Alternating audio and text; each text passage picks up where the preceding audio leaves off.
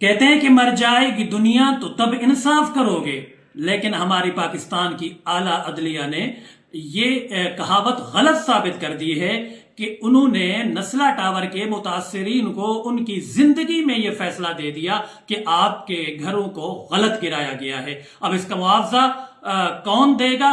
आला अदालत इसका भी फैसला इंशाअल्लाह जरूर देगी। लेकिन मैं बात करना चाहता हूं उन सैकड़ों नस्ला टावर की जो कि बहरिया टाउन में मौजूद हैं, आधे में रुके हुए हैं, एंड पे जाके रुके हुए हैं, कंप्लीशन पे रुके हुए हैं, और नैब की अदालत ने उन पर पाबंदी ऐद कर रखी है कि चूंकि मसला मलिक रियाज साहब के साथ है, बहरिया के साथ है, तो तमाम कमर्शियल जो है उन्होंने सीज कर रखे हैं। लेकिन ये जो सैकड़ों जिन कमर्शियल्स का मैं जिक्र कर रहा हूं, बल्कि इनकी तादाद हजारों की होगी जो पब्लिक ने परचेज कर लिए हैं, जो पब्लिक के नाम पे हैं।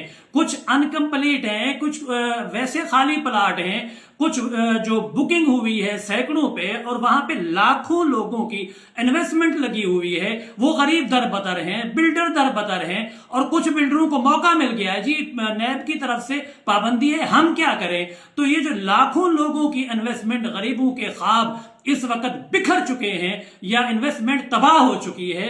खुदारा आला अदलिया से मैं यही इल्तमास करता हूं कि नैब को आप ये हुक्म दें कि आप कम अज कम जो प्लाट पब्लिक के हैं, थर्ड पार्टी के हैं, तीसरे फारीक के हैं, वो तो आप आजाद कर दो। जो प्रॉपर्टी मलिक साहब की है या बहरिया की है, वो अगर आप उसे सीज रखना चाहते हैं तो रखें, जब तक आपके मामलात हल नहीं होते हमें उस पर कोई एतराज नहीं है। लेकिन इस वक्त जितने भी बहरिया के स्टेक होल्डर्स हैं, जो बिल्डर हैं, वो यही रिक्वेस्ट कर रहे हैं आला अदलिया से कि जनाब वाला आपसे हमें इंसाफ की ना सिर्फ तवक्को है बल्कि उम्मीद जागी है कि आप एक हुक्म इधर भी कर दें ताकि लाखों लोगों के ख्वाब जो है शर्मिंदा ताबीर हो सकें।